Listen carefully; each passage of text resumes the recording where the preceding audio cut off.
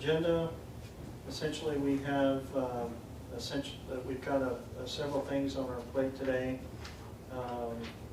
We'll go through the approval of the minutes from May, and then we have the Sullivan number 2 division final plat, the Big D service station commercial site plan after that, and then discussion on Mills Title 17 land development regulations update. Recommendation council. And then once we go through that, we'll be open for public comment, and then after that adjourn. So the first thing that we have up are the meeting minutes. Are there any comments on that? I would make a motion to approve the meeting minutes and not find any corrections. I second that motion. Okay. All in favor of approving the meeting minutes as provided, say aye. Aye. Okay. Next item up is the Sullivan number 3 subdivision final plat. So I'll open the floor up for comments. All right. Would you like a report from staff, Mr. Chairman? Yes, yes. This is case number 24.04 FSP, the final plat for the Sullivan number 2 edition. The applicant is Joseph Sullivan and his agent is Paul Sevenson with WSC Engineering, and he is proposing to re-subdivide approximately 1.91 acres into 2 lots, 1.95 acres in size and the other 0.96 acres in size. And this is the re-subdivision of lots 1 and 2, block 19, Mountain View suburb, tract 1 of the Sullivan simple subdivision, and a portion of an unplatted tract of property. It's at the end of Mountain View Drive with frontage on Ford Street. It's currently zoned established industrial, and no change of zoning is being requested or is required. There's an existing shop building on proposed lot 2, and there are just a few planning considerations. That each lot will have its own water and sewer service. If there's any old or additional services, they need to be abandoned. There were some cosmetic changes to the plat and some surveying review comments which were taken care of, and an updated plat sent to us, and it looked good. And so with that, staff recommends approval and recommends the Planning Commission make a due pass recommendation on the final plat application. I can answer any questions, and the applicant is here as well.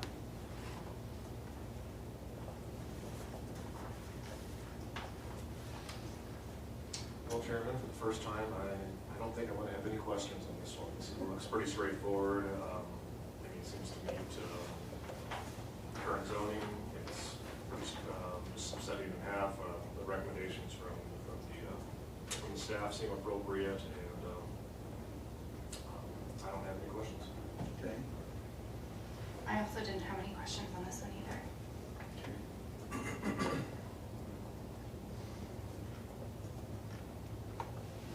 I don't believe I have any questions either. It's pretty straightforward, cleans up Pretty the area straightforward. a little bit. So do I have a motion to approve the Can I plat, or ask is a there any question? comments? Sure. Yes. Don't go too much further. On the Oh, note Joe, will of, you, State your name. identify Joey yourself? Sullivan? Sorry. On the note about the water and sewer taps, on Do abandoning you the old know if ones, there's or- any out there? There is 2 water taps that I don't believe have ever been turned on. Okay. I've already dealt with Casey on those. We found both of them. Okay. I don't know when they were installed. I don't think anything's ever been hooked up to them. If Casey's good with them, then you should be fine. Okay. I Okay. don't think there's any issues with that. If he went out there and you guys found them, and they've never even been used, just taps that are Yeah, there. not as long as I've been there, and the one was, well, we found it by hydrovacking, so. Yeah, no, so if you've had public works staff out there, you should be good to go. Okay. Okay, that's the only question I had. All right. Perfect. Thank you. Any other comments? Okay, do I have a motion to approve the plat with the comments from planning? The comments as mentioned on the cover? I motion to approve. Okay, I'll second that. okay. All in favor, say aye. Aye. Aye.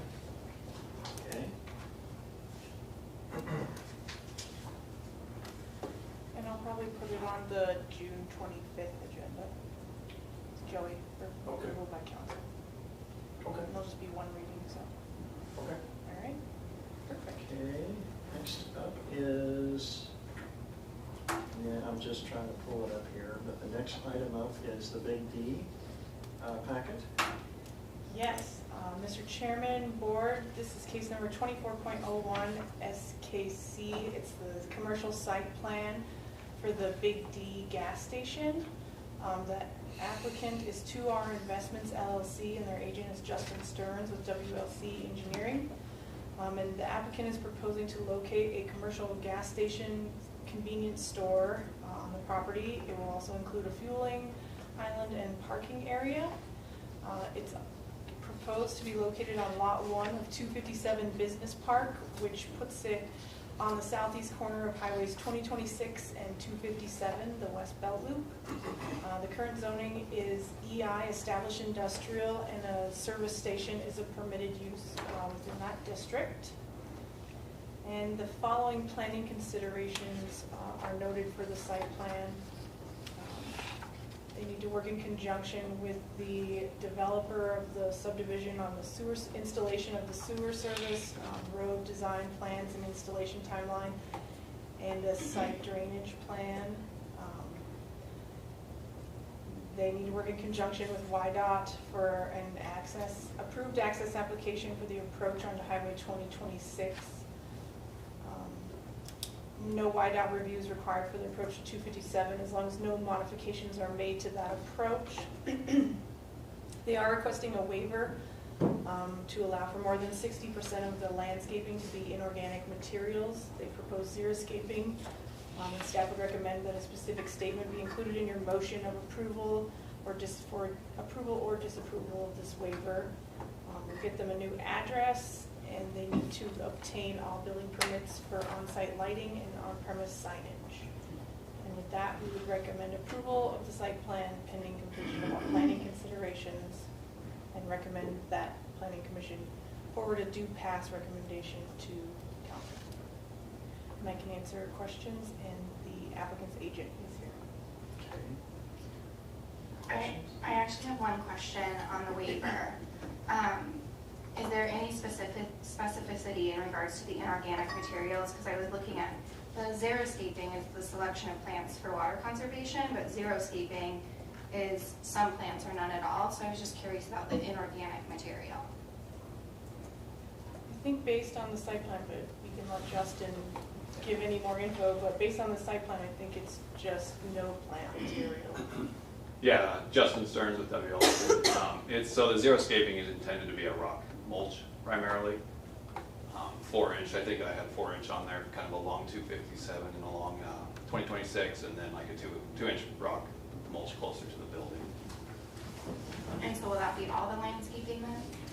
That is what, yeah, that's what we're proposing at this time, what the owner was preferred to do. For the main reason is along 2026 is really chock full of utilities, dry utilities, wet utilities. I don't feel that any plantings down there would be very beneficial, just with all the utilities we'd have to avoid and work around.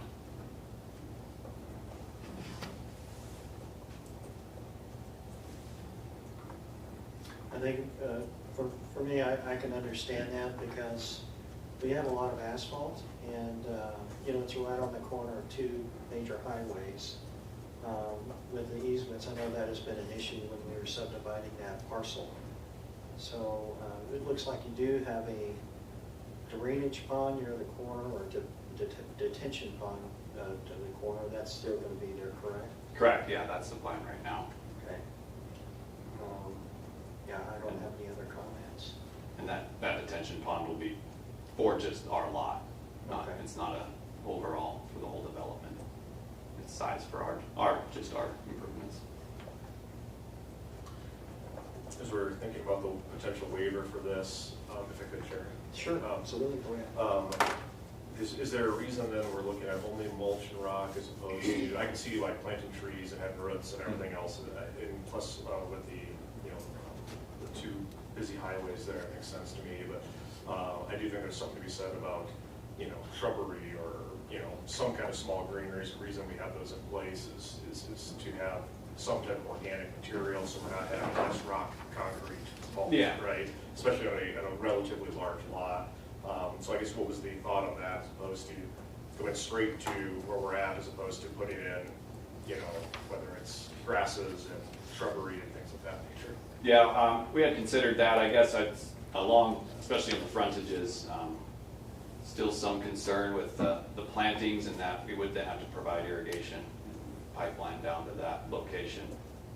With all the, like I said, existing utilities down there, just trenching and digging down there. And there is some space around the immediate vicinity of the building that's kind of open space, shown as the 2-inch rock mulch, that may make more sense, but you wouldn't necessarily see that from the highway. It wouldn't really improve the streetscape, but that was kind of the thought there.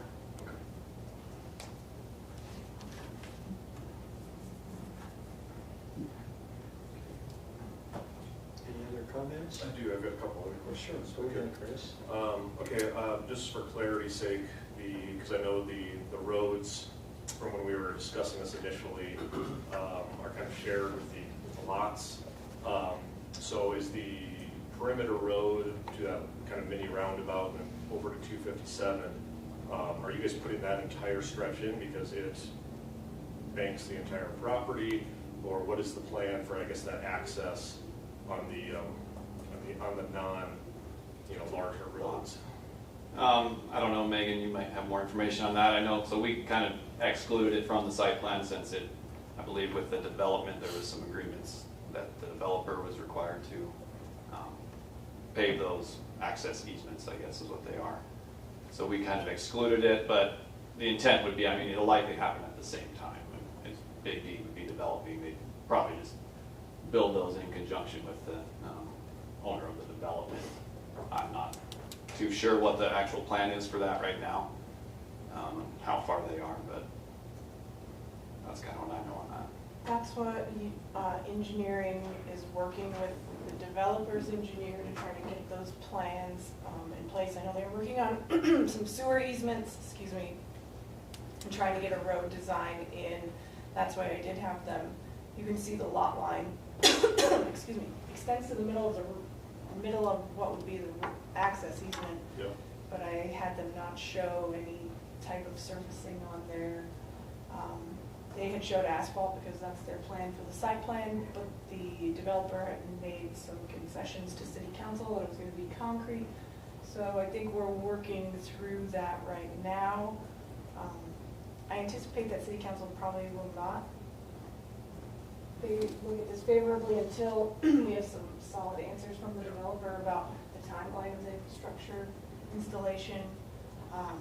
But for the purposes of their site planning, I said, let's contain it within what they have control over right now. Yeah, I agree. They're kind of two bifurcated scenarios. At the same time, and we discussed this at length, it seemed during the initial approval, is traffic off 257. Once this is developed, I think by the nature of humans being humans, are going to start cutting off and potentially using that road to avoid the traffic signal. And if that road is not in or completed, we're going to have, I think, some people doing a little off-road. Yeah. That's not necessarily safe. So this is more of a comment is that we do need to make sure they somewhat coincide when we're putting these together. Yeah, and Big D will definitely, want that road in there before they start developing their site for the same reason, you don't want to drive over dirt to get there. The YDOT approach needs to be completed for 2026 as well, and I don't think that's Big D's responsibility. That's back on the developer as well. And so I sent the site plan for review to YDOT. They provided comment that the approach permit still needs to be applied for. So like I said, they're kind of working through that with the developer, but wanted to at least get their site plan on the table and in the pipeline for review so that they could get started when things started moving.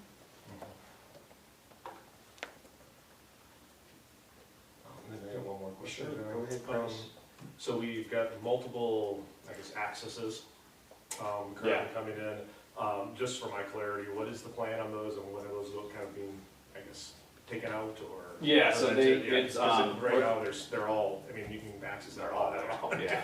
So the plan is, I guess what came up, especially with the development, was was that there would only be the one shared access off of 2026. So the other, I want to say there's 3 other ones, there's 2 or 3 that front the lot that is lot 1 now. Yep. And so the plan will be, it's shown on the site plan to remove those approaches and put, there's sidewalk out there now on portions of it to basically extend the sidewalk that's already there through those. And so they will be abandoned and unusable with the development. And I know YDOT had made that a condition of granting the new one approach off 2026 was to remove the existing.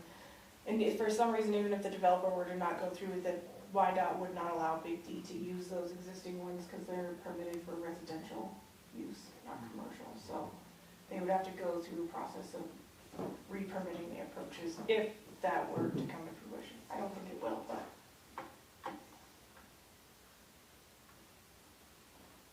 Anything else? Yeah, one more. Sure. Go right ahead. Let's hope this All will- right, so a question on drainage. Mhm. Haven't been out to that lot. Obviously, everything comes down Yeah. that hill. I know you guys have that retention pond. And maybe this is a question for those roads, but are those, as I was looking at the site plan, I couldn't quite figure out, is there drainage swales coming off the road to kind of siphon that water, or is it just gonna come straight down that road? The access road. The that actual is. road. Yeah. I know the actual site plan kind of drains down to Yeah, that to the pond. corner. It's all the rest of the drainage coming off there, is it gonna all, Yeah, where's that? yeah. And I guess I'm not sure, without knowing what the plan is for the adjacent lots and how they're gonna grade things and drain things, but we do have like a valley pan, I guess, along the east, kind of the access easement on the east side, that some of the water definitely from the access road would probably get into that, and that valley pan is directed to an inlet in some curb and gutter down by 2026, which pipes it over to that pond, so that would probably account for much of the road that fronts along lot 1. As far as, what gets developed kind of behind that into the east and what they do. Yeah. Hopefully they don't direct it into our site because, like I said, the pond is not gonna be large enough to handle the whole development. Yep. So they'll have to take provisions. Okay, and then that matches, I guess, page 16 of the packet's kind of got that exactly what you're talking about, is that little valley Yeah. going over to the pond. Well, and actually, Megan, I believe those other sites, when they turn in a site plan, they have to show the drainage as it's contained within their site, correct? Correct, I'm looking at the drainage study for the subdivision, and as I recall as well, everyone is going to have to do on-site drainage at their time of development. Because we didn't require him to do any overlot grading or any on-site detention or stormwater infrastructure.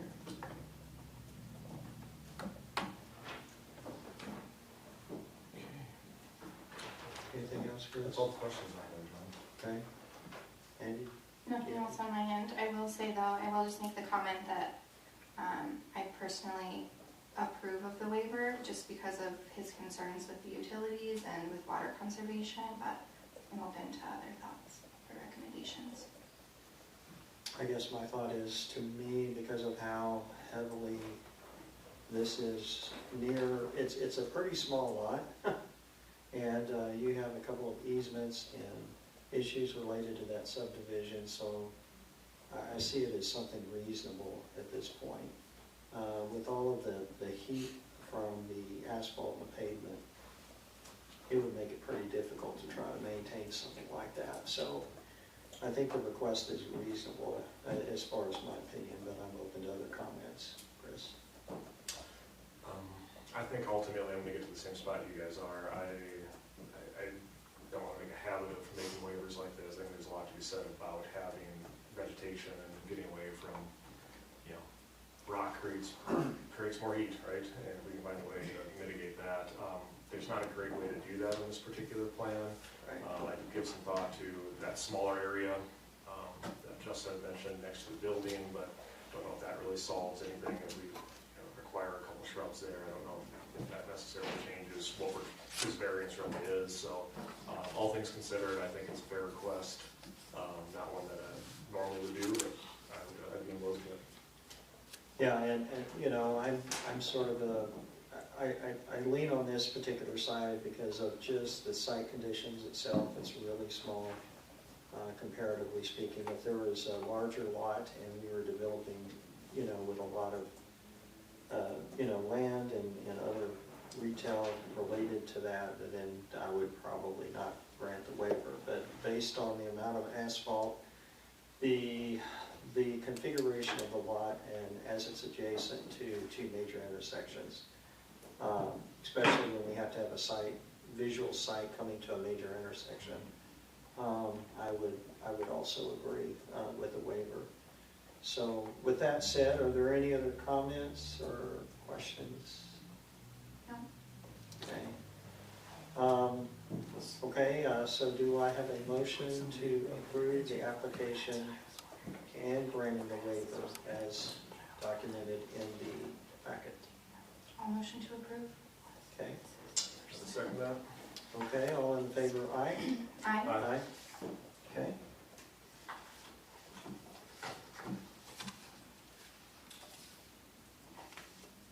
All right.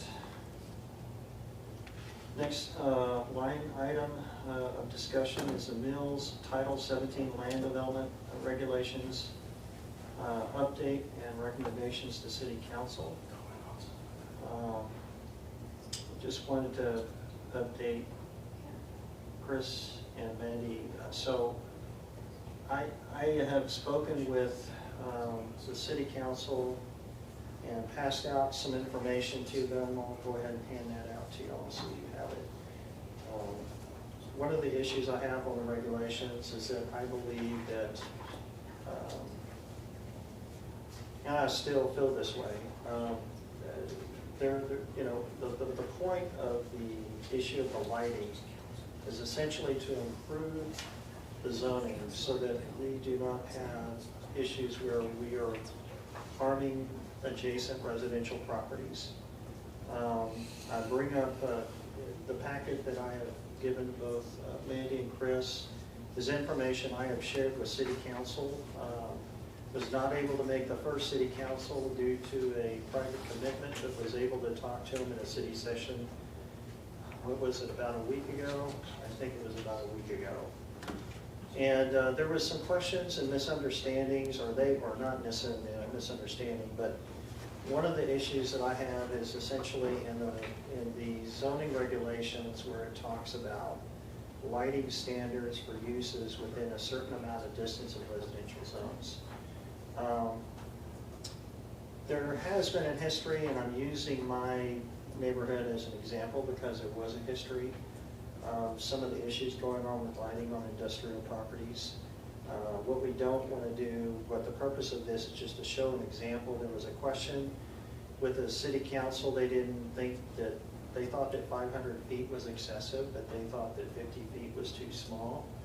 So the purpose of my packet to show to them was essentially to help them understand how the lighting within 500 feet can impact adjacent residential properties.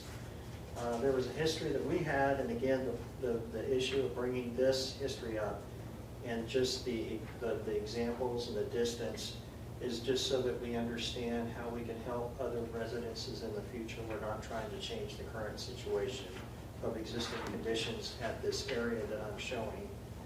But on the first page, you'll see distances that were related to,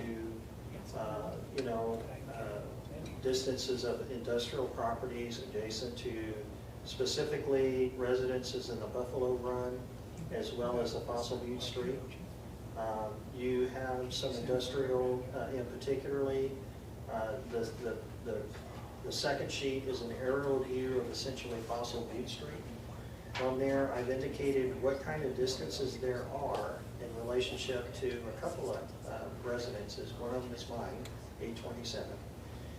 Because I've had issues with this in the past, and this is to explain and help people understand how lighting can be difficult, even when it's as far as, in this case, about 240 feet for the second tier. What you're seeing on the second sheet is essentially the residences. Then you have two industrial projects that are to the east of that. The one that to the farthest east, where you see all the red dimensions, indicates essentially two buildings. And on those buildings, there are lights, wall pack lights. Initially were installed on those. They were facing towards the residents. That was before the 3 warehouse buildings that you see that is sandwiched between those mini storage and the residents. So on the second page, there is, actually that was taken from my backyard. Part of the reason why I was intent on, or wanted to try to help the city with this and ended up being on this board is to see if we can do things to help protect, make sure that any development, we're not necessarily trying to create severe restrictions, but what's reasonable, throughout the United States.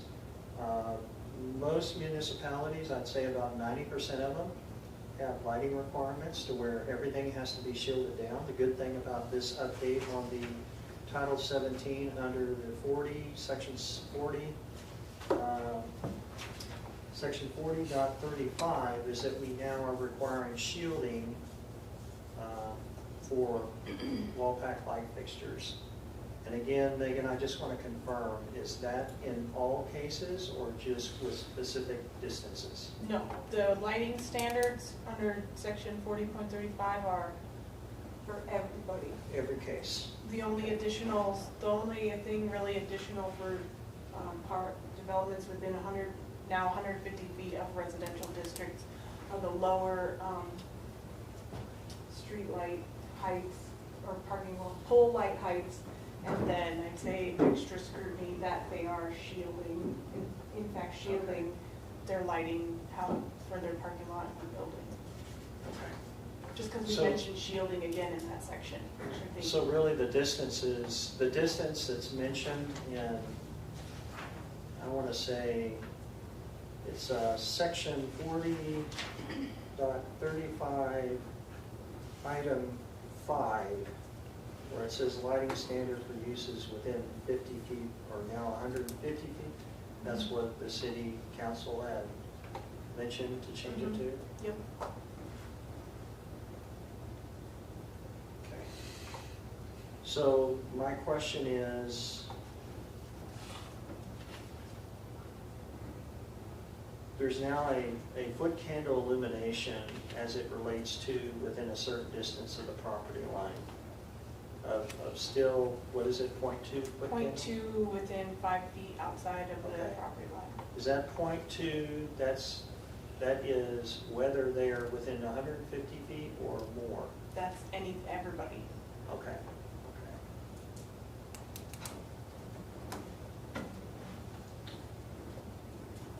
So the only other question I have, because one other thing that I did propose, and Mandy and Chris, just so you know, I think y'all remember I had indicated possibly a photometric lighting plan just to enforce, to make sure the lighting is reasonable and it meets that criteria, or so that we can make sure it's being enforced.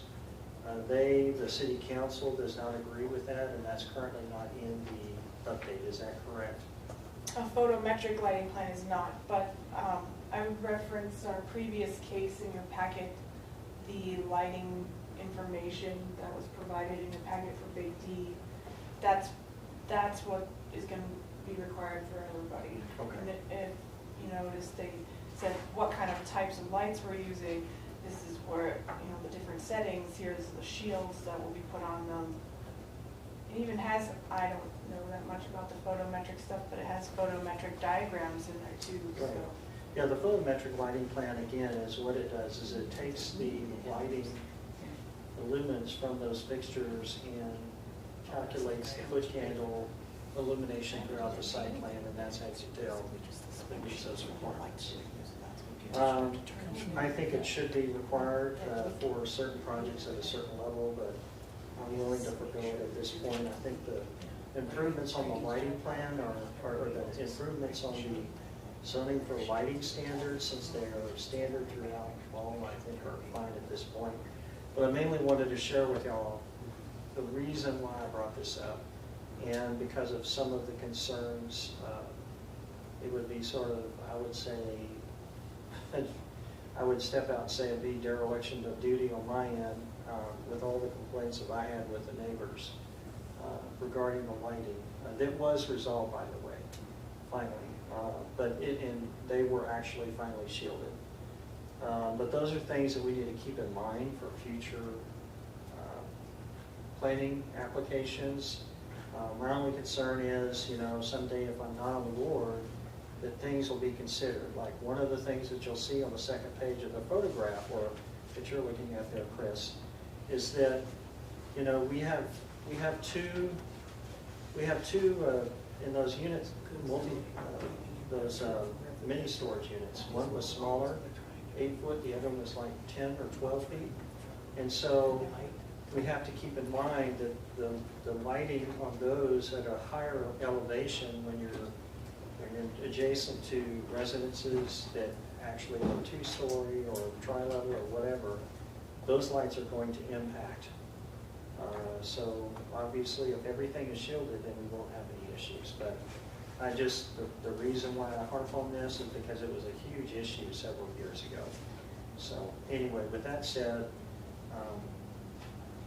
I'm willing to, with the understanding that all industrial projects or commercial projects that are in close proximity or anywhere in the city will be required to have shielding on their lighting. There won't be an open wall pack lighting fixture. Is that correct, Megan?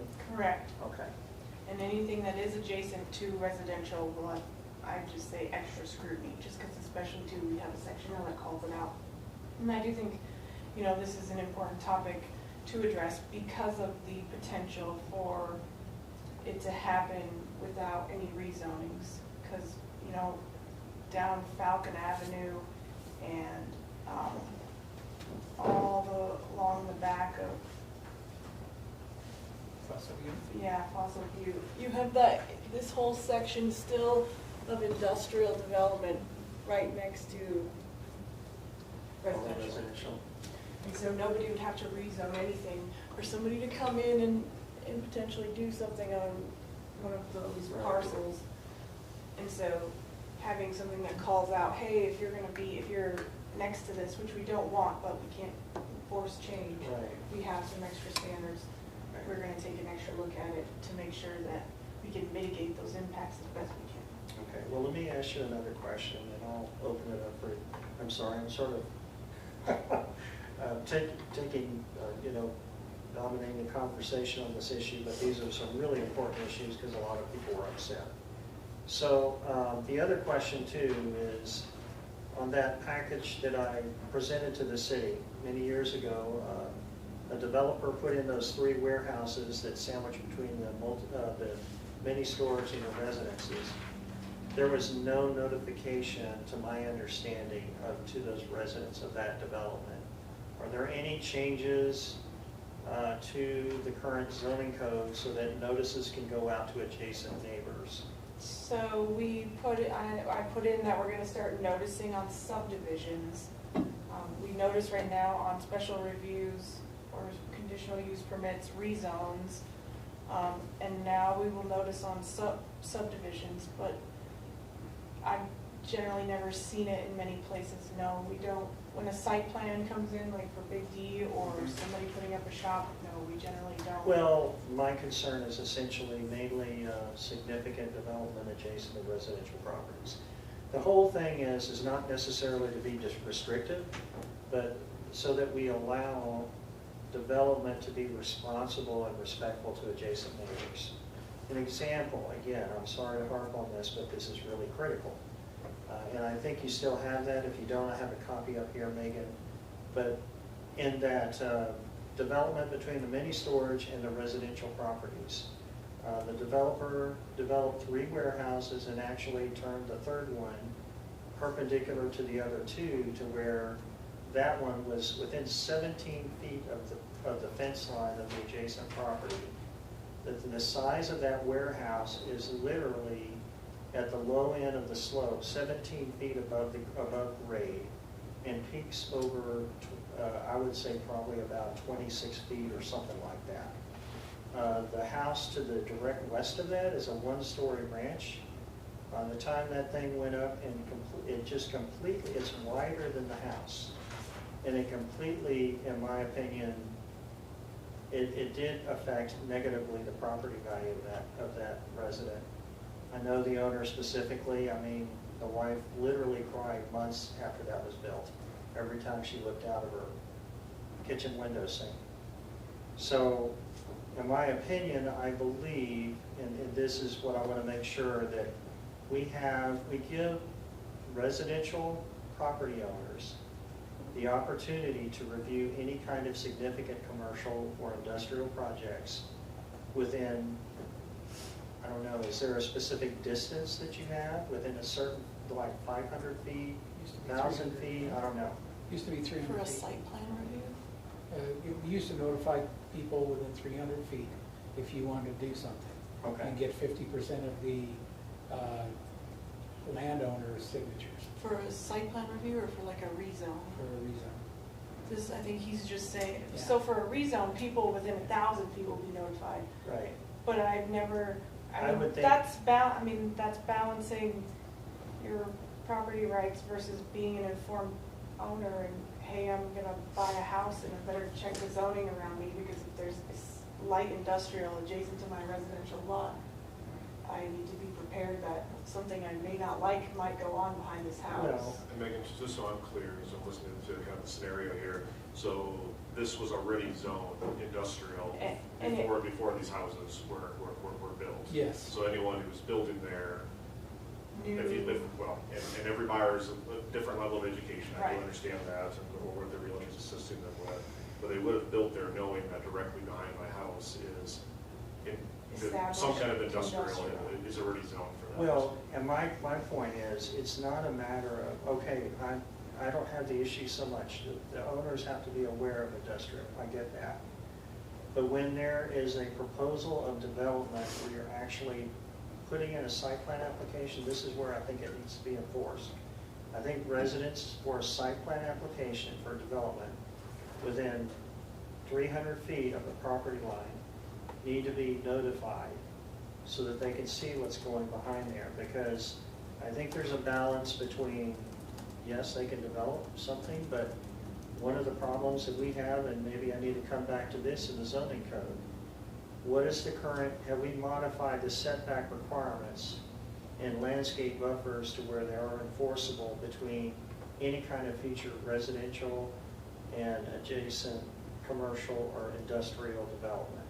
Because right now, this example that I'm showing, that building has no buffer, and it's literally 17 feet away from that fence line. Can I ask 2 clarifying questions that might be helpful? Sure. I want to ask first, if an owner or somebody is concerned about the lighting, how would they go about measuring the 0.2-foot candles within 5 feet of their property line? Would that be something that you could do, Kevin, or how would Yeah, that we're gonna have to get a happen? light, we're gonna have to get a light meter if Okay. it comes to that. Okay, and then my second question is too, so if it's over that 0.2 within 5 feet, who then is implementing that they are, like, is it a written process? Who's gonna be implementing these light fixtures and the lighting requirements to hold them accountable? If we find a violation, Mhm. I would say the code enforcement officer.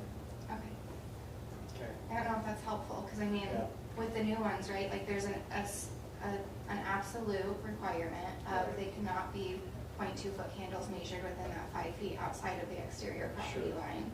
They have to have the lights, they have to have that like casing, and they have to be pointed a certain way. So like in this circumstance, if this person has lights within their property line, the code enforcer, they can measure it to say this is the evidence, and then the code enforcer would say if you can't put a light up that can't be outside of that property line, maybe you can't put a light up then, Sure. right? And so, And I'm okay with that. So my Yeah. current, I've shifted over to a new topic.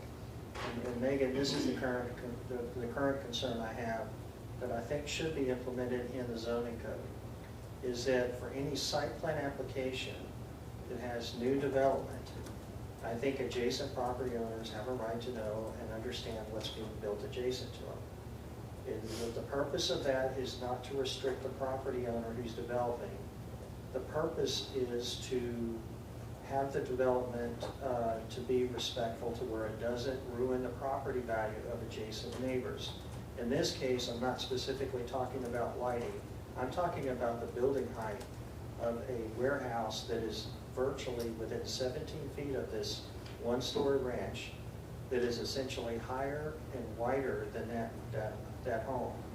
And so that resident has a right to be able to petition to the Planning and Zoning Committee adjustments that need to be made. You know, that warehouse could have been shorter. I mean, obviously the developer's trying to make money per cost per square foot. And then when you know, in the future, my understanding is now that there will be enforcement when it comes to landscape buffers between residential and industrial properties.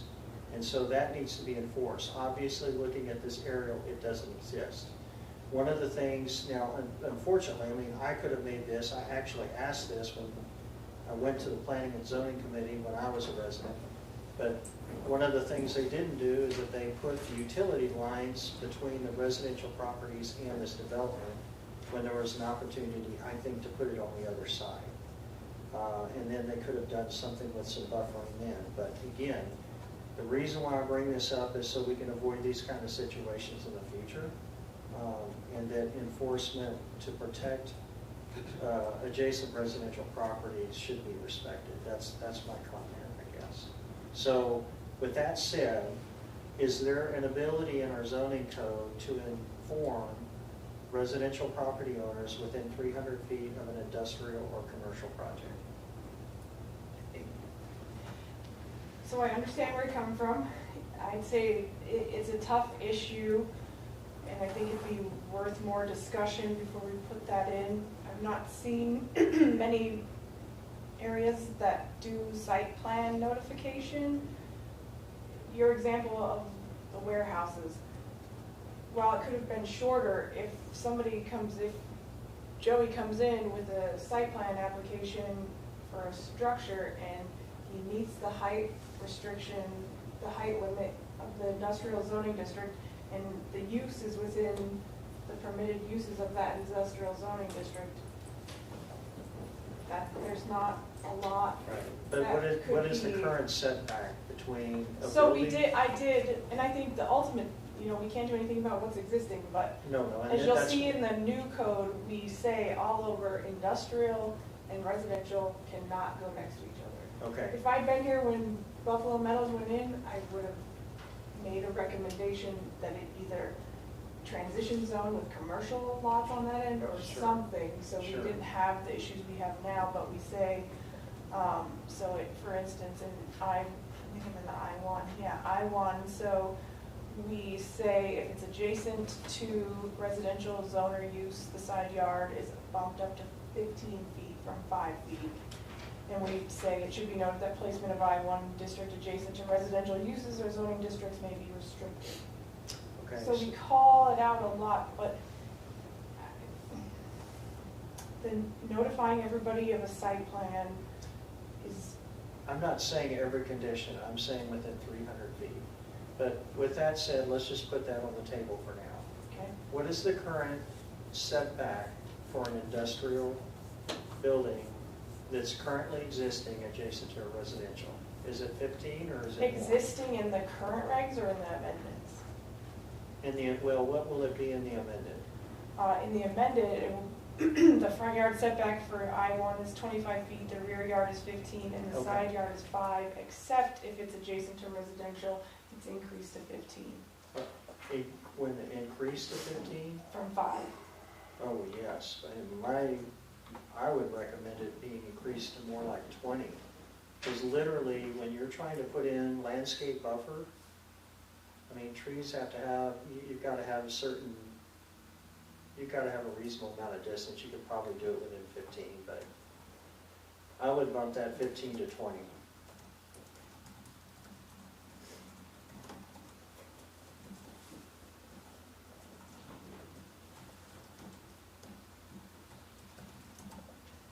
So at this point, you're indicating that there's no notification to neighbors for any kind of site development for any industrial adjacent or commercial adjacent to residential, correct? Correct. We don't notify on site plan, when an on-site plan. I would sort of disagree with that, but, and again, it's, the purpose of this is not to have like Karens or what have you, I could probably be labeled as one on this particular issue, to become a problem, but so that they can provide input of concerns, so that the planning and zoning board can make recommendations that would reasonably put in, you know, a buffer that's appropriate, that doesn't hurt the adjacent property value. That is really my point. I mean, I think that another example would be the school and the residents around that area too. Right. The new school. The good thing about that, though, and we talked about it, is that they will put shielding in. And so they're already thinking that ahead of time. So your points are well taken, and I totally get where you're coming from. I just see it with the new regulations, we feel like we put things in place now that will try to mitigate those impacts of having incompatible uses next to each other. We have increased setbacks, we have buffering requirements, we have landscaping requirements. And to notify everybody, hey, they proposed something here, if they propose something that meets all of the standards, and then you get a room full of people in here demanding things Well, that I'm are not in excess of the I requirement. understand, and I'm not necessarily trying to push for that, because, you know, people will come in and they'll make suggestions that are unreasonable, and I understand that, especially as someone who personally has done development before, working with clients in development. But I guess I still have a concern that neighbors that are directly adjacent to a significant development of any industrial or commercial, in my opinion, should be given the courtesy of notification for a public hearing related to that development, so if there's any concerns, it can be addressed. I would like to see that in the code. They can't make, you know, I mean, they can make concerns, but they can't like say, well, you know, you have to do this and this and this. No, the applicant has to meet code, you know, the zoning code. But I think that, you know, maybe, you know, I'm just probably overreacting because of what has happened in the past, where things were not respectful to adjacent property owners, and no consideration was made to any kind of landscape buffer or any kind of setback as it relates to a significant structure that has negative consequences on the real estate of value to an adjacent residential property. That is my concern. And your point well taken, Mr. Chairman. I think though too, that having the updated rules that have the standards in them, because we want to have a set of standards that are applicable to everybody, that somebody who comes into the city and wants to do something knows the standards they have to meet, the rules that they have to follow, versus you know, it could end up being unpredictable depending on who's going to come in and make comments and I want this, or this one's up on a hill, so you can't have this tall building. I think that it's a tough balance between balancing the rights of someone to develop their property and somebody who lives adjacent, and do they know they're adjacent to commercial or industrial? It's a tough Well, issue. and again, like I said, I'm not saying all this that we should make it difficult for developers.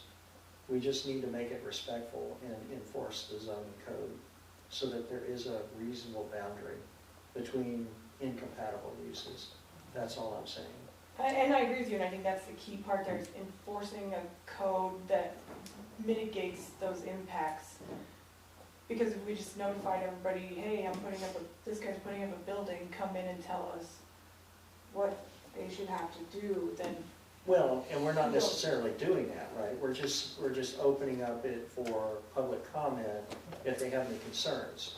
And then obviously the planning and zoning board, I would, you know, for maybe years down the road, if none of us are here, hopefully they'll consider those concerns and implement that with the intent of what's put in the zoning as far as buffering. And so I guess the only thing that I would probably add, is it pretty clear with the way the code is written, I haven't read everything, that allows for those buffers or where there's no question of intent? I guess, I think so. Okay. I drafted it, so I think that And, you the know, buffering standards, well, with that said, I mean, I'll open it up for the comment.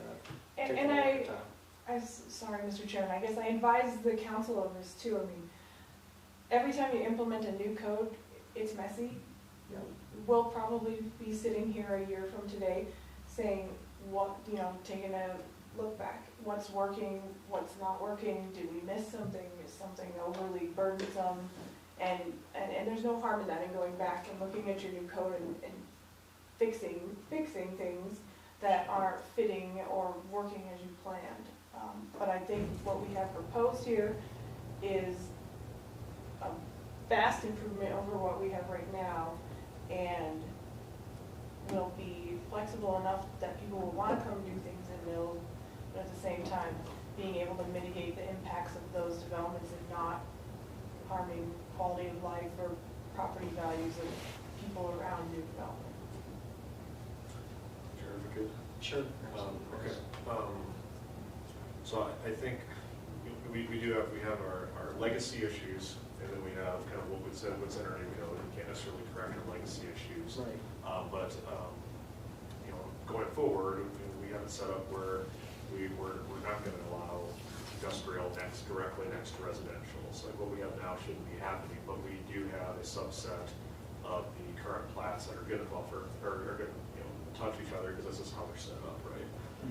So in a future state, we really should have residential transitioning into commercial and transitioning into industrial. And I think for anything like that, the way we have, the standard set up, we have the buffer set up, I think if someone's buying next to commercial, which is different than industrial, they also need to be informed what they're buying next to, and if it does change, that would have to be noticed. But if it's already existing commercial, I guess I'm of the opinion that we don't need to add an overlay on that. And I would agree. Yeah. I would agree. And then going forward, we wouldn't have the scenario where we need to notice an industrial and a residential, because that won't be happening. But we do have this subset of properties that back up to industrial we inherited, right? So what I'm wondering is, should there be any contemplation on, if you have industrial, bringing in a site plan, to your point, next to residential, which is a confined group of properties within the city, is there value in noticing them? Because they are in a unique scenario that we essentially said we don't want to see this, that's the reason we changed the code. And do we owe it to them to have any kind of additional notice? Because there's a reason we put that commercial buffer there in the first place, right? And I would agree. So maybe want. that's what I'm wondering, if that's maybe the difference here, is it's only specific to an industrial site plan that is directly adjacent to a residential, which over time will go away. But Yes. we do have a subset of properties that are in that predicament right now. Does that maybe Yes. help get to what you're going at Yes. without us adding I too would- much to go forward Yes. plan? Is there something we can do with that, Megan? I would say we could do that, and I think that'd be more reasonable. Okay. Properties adjacent to. Yeah, adjacent Versus to. a buffer, 1,000-foot buffer, Mhm. every property adjacent to a property being developed in industrial that it has commercial or Yeah, residential touching residential, it. industrial. Residential and industrial specifically. Adjacent, yeah. Because in my understanding, Megan, and you can correct me, but I think there is landscape buffering that would be required related to like commercial to some extent, not overdone, but to some extent to adjacent to residential properties, correct? I mean, all of them have a landscape buffer, right? Or there's Right, landscape everybody will requirement. have a landscape Okay, buffer. so we don't need to really go down that road. So, thank you, Chris. I like his idea. Is there something we can implement into the zoning that would create a condition I of think- notification whenever there's an existing condition of a industrial zone use of new development for a site plan application to adjacent residential property owners. Yeah, I think we just put it under site plans and development plan reviews that will provide notice to residential properties adjacent to the parcel for development, Okay, subject to development. so if we could add that, I would appreciate that. I do have one comment. So I support where we're going because I do think that it would help the board consider the planning considerations similar to when we just had our plans today come to us, right? And we commented on that. My one question would be, at what point, when they're coming in and prior to approval, at what point are we sending out those notices? So then we can have public comment in order to have these specific planning considerations for our board meetings. I would say, so I'll put the notification under development plan review, but on the use tables where it says the review process through which it goes, that dictates the type of notification and then how long ahead of time, 14 days, how long ahead of time we provide notification. Sounds good. I'll just comment that I appreciate you bringing this up, John, because it's something that you think we've solved because we changed the code, and but it is a sensitive subject to the people that don't benefit from the changed code because of their properties now. So I think it was a good discussion today. And I appreciate you recommending that, because I think that's a good compromise. And it narrows it down. Like John said, in a good planning board, will not let this ever happen again. We need to add that to the bylaw. We're only allowed to have good planning board members. Well, and Speaking you know, of that, John Bryson in the back is going to be replacing Dale or Leon. And John Bryson decided to come today would you like, oh, he's got a comment. I got a public comment. A good segue. Before I can't come up here as a public anymore. Okay. John Bryson, 440 Crescent. I guess I kind of wanted to ask about the same stuff that you guys are talking about, the buffering and landscaping in regards to the site plan that y'all approved tonight. Because I didn't read the whole new code, I don't know what the old code even says really about it, but I do want to kind of point out that the gentleman that was in here and said they couldn't put landscaping up front because of utilities. I don't know if y'all realize that there is 90 feet of additional pavement in there that isn't designated for any use. So out of that 90 feet, I think you could have found even 5 feet to put some kind of screening landscape or beautification at the entry to our community off the highway there. I mean, I think it's important to show that our community as a whole, you know, has some kind of program in force to keep it from looking like it used to. And it still does in places, right? Mm-hmm. But it is getting better. And in this case, if I was sitting there, I wouldn't have voted for it. I would have requested that they find 5 or 10 feet to provide some kind of beautification. So that was my only comment on that. And it sounds like the other questions I had are still going to be answered eventually. So, About like the infrastructure. well, the buffering, landscaping. I have some other questions, but I don't have them with me. So, Okay, no, that's great. I did find something though for you on 7183, page 7183. And it has a reference to the city of Gillette. Ah, good. Good job. Nice. All right, that's it. I'm glad Thank you, somebody's John. reading it. Thank you. Good job.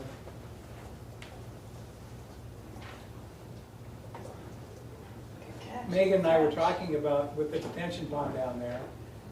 Big D was concerned about running water and stuff like that. And if there's gonna be some water heading that way anyway, we were wondering about exactly what John was thinking. Right there on the corner, coming into Mills, right there at the corner of 257 and 2026. We require them to do something, so. We're not done with Big D yet. Can I jump back up here for a minute? I typed Gillette instead of Casper. Yes. Related to what he was saying about the detention pond having stormwaters in it, the way the slope is here on the north side or on 2026, that detention pond could be reshaped to a swell to capture runoff for more or less a flat area for it to run into and create, natural irrigation, rather than just dumping it into a pond. Thank you, John. Yep. Matt Williams, our city engineer, is looking at that stuff too. Okay. And that's part of the drainage plan that he's got, he's looking Sure. I was just going to comment that I appreciate, it's new John's comments, and I look forward to having you on the board, so, Yeah. thank you.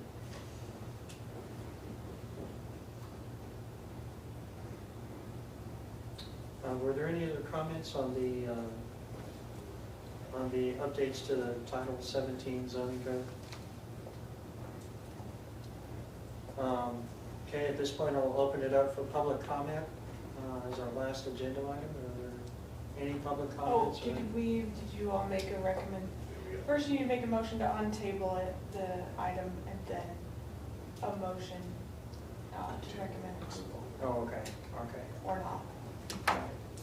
I'll make a motion to untable it from our last meeting. I'll second it. Okay. All those in favor say aye. Aye. Okay, so the next thing we need to do then is to make a motion to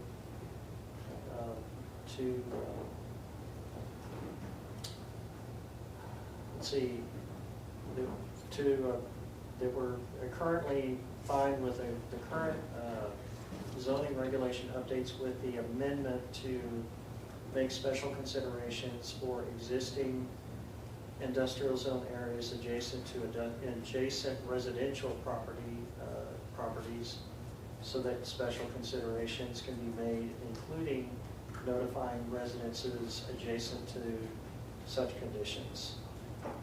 I would, if you maybe phrase it as recommend approval of amended Title 17 to include notification of residential property owners adjacent to industrial development plan applications. at. That's 300 feet. No, adjacent, Adjacent. directly adjacent.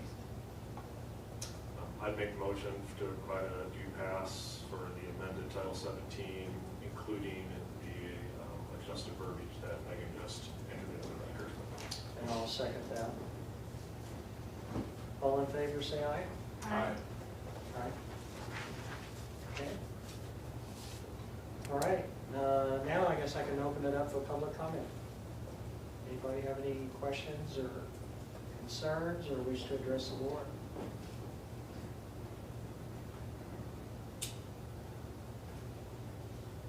Okay, so with that, Mandy, Chris, do you have any other comments? Anything tonight? Okay. Thanks for doing a great job and acting as chairman. I needed some correction here and there on process, but yeah. So we'll just go ahead and adjourn. Thank you for attending, and